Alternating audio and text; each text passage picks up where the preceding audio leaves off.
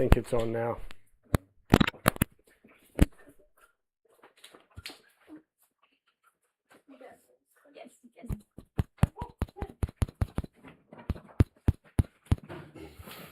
Okay, yes, we're in Acts 15, end of the chapter into 16, and we're going to read about a big fight. You guys ever fight? Yeah. What do you fight over? What do they fight over? That one night. Huh? You know, sometimes I see fights happening, and afterwards, after everybody's tempers have cooled, and maybe the next day, if you think back to what the fight was over, it's not that big of a deal. But in the moment, it's a huge deal. Well, we're going to read about a fight or an argument. I don't think they actually started punching each other, but they had an argument. In review, a little bit, the last 2 weeks we talked about the Judaizers coming up to Antioch, and the Judaizers taught that yes, you have to have faith in God. You have to believe that Jesus is God's Son and that He died for us. But you also have to keep the law. You have to have works and faith. Sometimes we hear that today. The problem is, it's not what Jesus taught. Jesus taught you have to have faith, but faith is not just a mental assent. It's a commitment, it's allegiance, it's faithfulness. And because you have that, there will be works.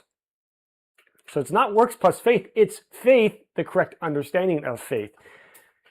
They had the Jerusalem Council to decide what to do about this teaching, and they said, no, it's not works plus faith, it's faith in Jesus.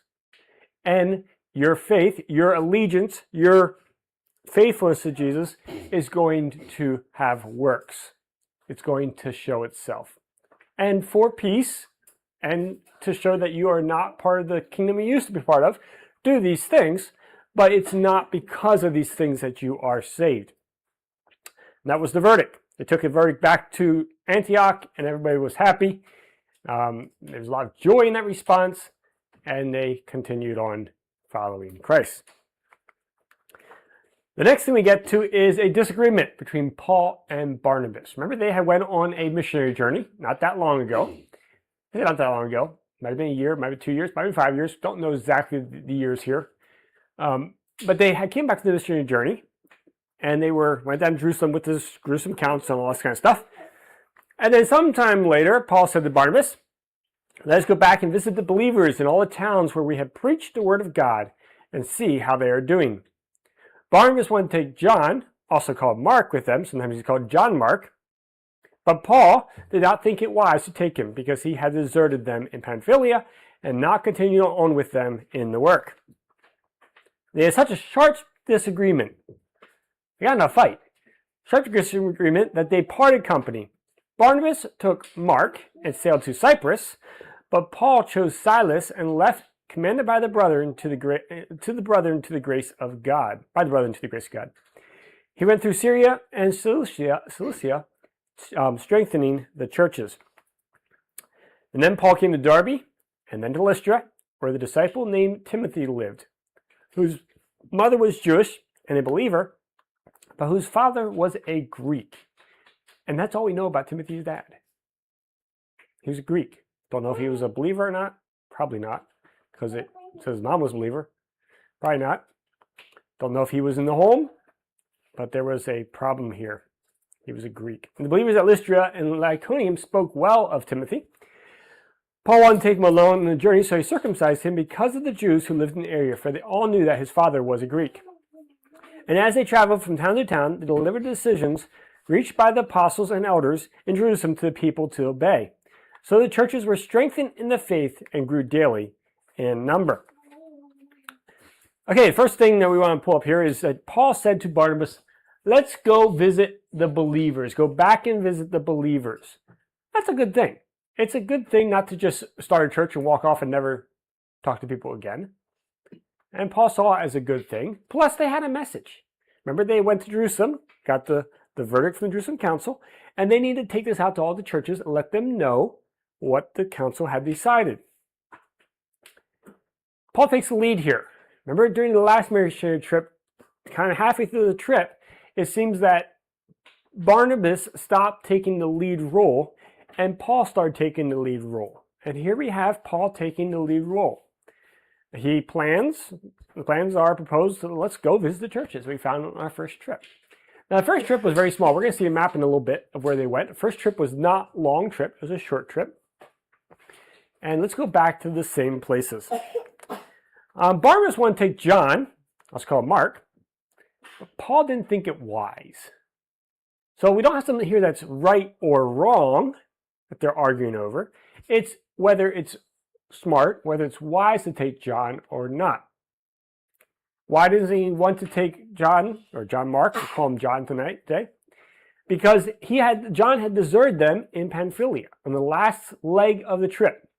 Not long before they got back, actually, John had jumped on a boat. John Mark jumped on a boat and sailed away. Doesn't say where he went. His mom was in Jerusalem. Maybe he went back to Jerusalem. Maybe he went back to Antioch. Don't know. Maybe he went to Cyprus. Don't know. But he left them. And Paul took this as an offense that John Mark had deserted them and not came with them on finish up the trip. Maybe there was some tension between John Mark and Paul. John Mark is Barnabas' cousin, and maybe as Paul was taking the lead, John Mark didn't like what Paul was saying. Maybe he got scared. Don't know why. Here's a couple things that may have been the reason. Pamphylia is right down here, up in Pisidia. They were up in here quite a bit before then, and then they got down here to the coast, and this is where he hopped on a ship probably and sailed away. Recently, Paul had been stoned in Pisidia. He had been stoned. So maybe John Mark got scared. And he didn't want to get stoned. You ever get stoned? You can have stones thrown at you? It's not a good feeling. You know, my mom used to rock me. She used big rocks. That's not the rocks that he's talking about here. He's talking about real rocks. And it probably hurt. And John might have said, I don't want to get stoned. I don't want to feel those rocks on my head and on my back. I'm going to get out of here before I get stoned. Maybe that's what it was. Maybe he did not like Paul taking the leadership and thought that Barnabas was a better leader. Don't know.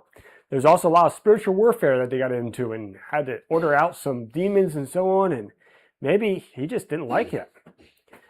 There's also a lot of tax from the Jewish people. And maybe he felt like if he keeps going this, my people, the Jewish people, are not going to like me. And I don't want to not be liked. Don't know. Why did John leave? We don't know. But he had left. Here's some of the ruins of Pamphylia. And I think probably the coast is down this way from there.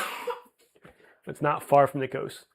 But yeah, he left them. And Paul did not think that he should have left them. And he was upset about this. He does not want to take him along. No way. Not going to happen. Not going to take him along. And so they parted company. And I think this is one of the saddest verses in Paul's life.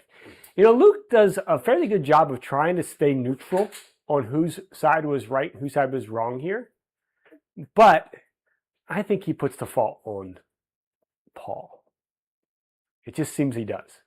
He focuses on Paul as the one who started the trip, who had a disagreement, who didn't like this. And he kind of puts a little bit of the fault on Paul. And certainly Paul, he did a lot of good things. And we can think of Paul as being some super Christian, but even he had his moments where he didn't do things the way he should have. Christians should absorb injury instead of cause injury. And here Paul probably should have been a little more merciful to John Mark. Probably should have absorbed some injury rather than cause an injury. And this separation may have not been lifelong. I doubt it was. Later on, Paul said to send John Mark to me because he is helpful to me. And I suspect that Barnabas and Paul did kind of make up again. We don't know for sure, though there is some records in other church history that says they may have. I suspect they did. They're both mature Christians, and probably once they got past the heat of the moment, they would have been able to work things out. So Barnabas took Mark and sailed for Cyprus. Cyprus is a little island down here in the middle of the Mediterranean Sea. Antioch is over here. Cyprus is where Barnabas is from. He was from Salmus, which is right up in there, if I remember right. So he kind of sails to his hometown, but this is also the first stop of the first missionary journey. And so he's kind of re-following that missionary journey. Probably anyway, we don't know where he went from there, but probably following that missionary journey. Here's the two different trips that they went on. The first one, you can see they left Antioch, came down here, came up into here, and went down that way. That's quite possible the route that Barnabas is taking. But remember, Paul was the one that said, let's go visit the churches we had before. And does Paul go visit the churches? No. He, instead of coming this way, he heads up through this way. Yeah, he sees a couple of the churches maybe, but he spends most of his time over in this area. So he has the idea, let's go visit the churches. They have this disagreement. Barnabas goes visit the churches, and Paul says, I'm out of here. I'm going to go up here where nobody knows me. Isn't that ironic? He went through Syria and Cilicia, strengthening the churches. So Barnabas is the one who goes back to mentor these churches, to work with them. Barnabas is called the encourager.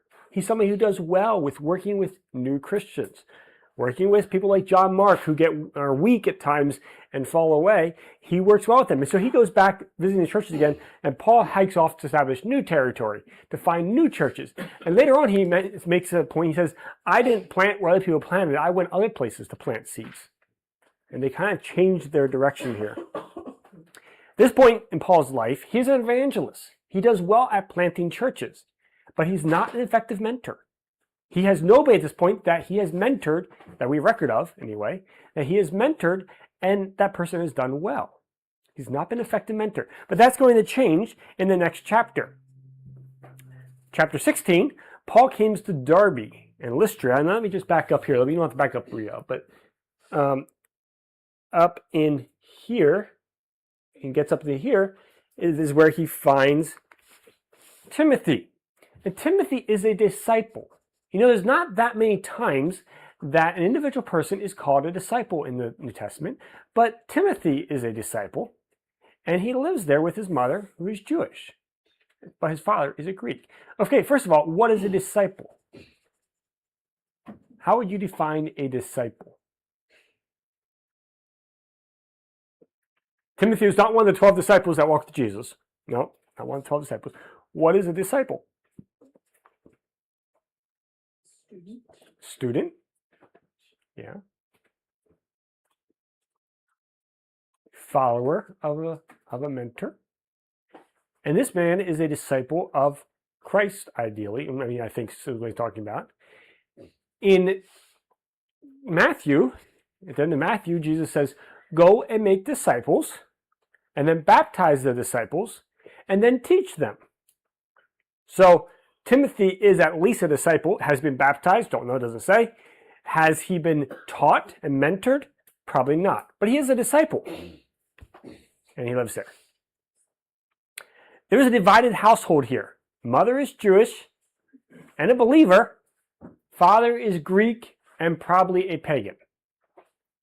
Okay? And just like there's a divided household in Timothy's life, the church planting efforts of Antioch have also become divided because Barnabas and Paul have split. There's a lot of irony there. As they have split, he has also found a divided household. But Timothy had a good reputation. Though his home life was not perfect, he had a good reputation. And Paul wanted to take him along. This is another young man. He wanted to take him along. And so he circumcised him because of the Jews. Remember, they just went down to Jerusalem with the question, do Christians have to be circumcised? In Jerusalem, they said no. And a short time after that, Paul goes and circumcises Timothy because everybody knows he's not been circumcised. He's not following the law. Maybe just because we don't have to do something does not mean that we shouldn't do it. And while Timothy did not have to be circumcised to follow Jesus, or to even go with Paul, maybe it was wise to circumcise him. And as much as Paul talked against the need for circumcising Christians, and then he goes and does it. I think he saw this as simply a way of not causing offense or not causing problems with the Jews around him, rather than it was needed. For the sake of peace, sometimes you go with the flow. If it's not a moral issue, if it's not something that's right or wrong, sometimes just go with the flow for the sake of peace. You know, I could, when we get to lunch out here, I could go by my, one of my favorite phrases, and that is, life is short, eat dessert first. I could go get dessert first. It's not sitting out, but I go find it and I get my plate and I eat my dessert right beside you who are eating your first course stuff. I could do that, but would that cause a problem between you and me? You'd want my dessert. And so for the sake of peace, it's probably best for us all to eat the first course and then all to get dessert. And Paul seems to understand that. And so they traveled from town to town, delivering the decisions that were made at the Jerusalem Council. And the churches were strengthened in faith and grew in number. Okay, first of all, they go around delivering the decisions to the apostles and elders to different churches. Well, what churches are there? Well, this is before Paul gets it. There was small churches in these towns, small gatherings of people who followed Jesus. And you can't just send out an email back then. You can't send out a text message or WhatsApp. You have to get a letter or somebody come tell you what the decisions were. And the church was strengthened in faith. The Greek word is pistis. They're strengthened in faith, in their relationship, their allegiance, their commitment to God. They were strengthened in that when they heard this. To the Judaizers, it was relationship through works. I do the right things, you like me, God. Okay, that's how the Judaizers thought. Christianity says a relationship is through an allegiance, through faithfulness to God. Not just works, but allegiance, faithfulness, a commitment. That's what faith is. And once they have this faith, once they understand what faith is more, and that it's not based upon every single work that they do, but it is the commitment that they have to God, then they are given a new strength, a new power, and the movement expands. The churches grow, both in number and in faith. I think that's an important point. So what are some takeaways? First of all, it's better to take the offense than cause the offense. If there is an argument, it is better to get hurt than to hurt. Patrick, it's better for you to let Aaron punch you than for you to punch him first. And Aaron, it's better for you to let him kick you than for you to kick him first. Should we keep going? It's better to take the offense rather than to give the offense. Another thing we can learn from this is that it's important to mentor young believers, but don't get drawn into their immaturity. Paul kind of got drawn into John Mark's immaturity. John Mark says, I don't want to go along anymore. And so Paul says, okay, if you don't want to go, you can't go. That's kind of, he got drawn into a little bit. Mentor young believers. You're going to have to relate with young believers or younger brothers and sisters. But don't get drawn into their squabbles and their immaturity. John departed from the work, and Paul departed from his mission to visit the churches again. He actually gave that mission to Barnabas and John Mark. Interesting. They kind of, there's some parallels there that are interesting if we think about them a little bit. Another takeaway is the clear understanding of the gospel. When they had a clear understanding of the gospel, then their faith was encouraged, it was strengthened, and then they were able to have a faith that others were attracted to. A living faith can grow. It can expand. If it's a dead faith, it can expand. You know, there's a church out there right now, the Jehovah's Witnesses. You've probably heard of them. For many years, they were expanding. But in the last 5-10 years, they have made some choices and made some changes that the church is now on the verge of collapse. They have lost their faith. Their faith wasn't right to start with, but they have lost their faith. It has started to crumble, and the church is crumbling. And the same thing can happen to us. If we lose our faith, our allegiance, our commitment, our faithfulness to God, the church will crumble. And it's happened many times. Okay, are we having Sunday school? You can turn that off.